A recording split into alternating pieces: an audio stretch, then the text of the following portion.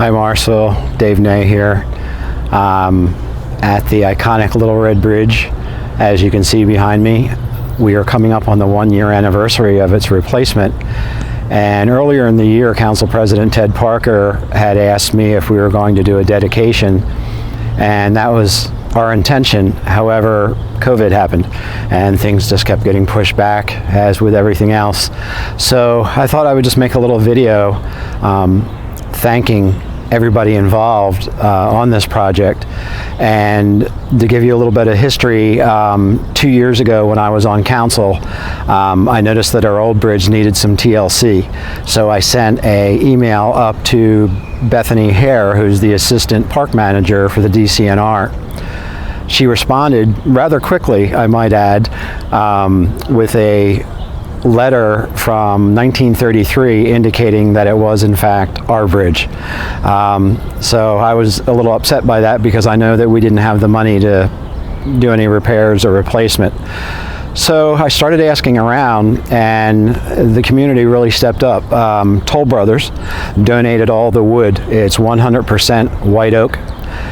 Home Depot donated all the stain and hardware for the project. Cunningham Hardware donated brushes, rollers, pans. The Marshall Fire Department allowed us to store the wood. Since it was fresh cut, it needed time to dry. Then when we went to stain it, it was kind of rainy out. They allowed us to move into the firehouse, into the last bay, and do the staining, and it gave it a nice warm, dry place to cure. Josh Gradwall, his wife Lynn Vogel, and myself are all canal tenders with the Friends of the Delaware Canal. Josh is quite a craftsman, and he is definitely the MVP on this project. His skill, you will see when you come down, if you haven't already, to visit the bridge. Richard Vesvila with Corey Renovations also did some consulting with us and gave us some of his advice. I'll link to him below as well. A little bit of background: the canal is 60 miles long, goes from Easton down to Bristol, and it was all hand dug, and it was originally used to pull mule pull barges up and down its waterway with coal and other goods of that nature. Also, the bigger bridges are called camelback bridges, and they allow the barges to pass underneath. Obviously, this is not one of those original bridges.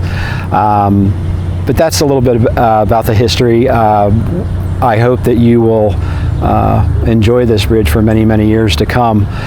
When I was picking out the wood, I was doing some research, and I found that the USS Constitution, which was one of the first battleships, I think, commissioned under George Washington, was made out of wood. And that wood, it was called Old Ironsides.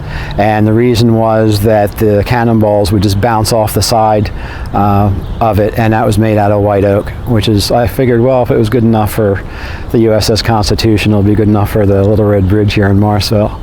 Anyway, hope you enjoyed the video. Have a good one. Bye-bye.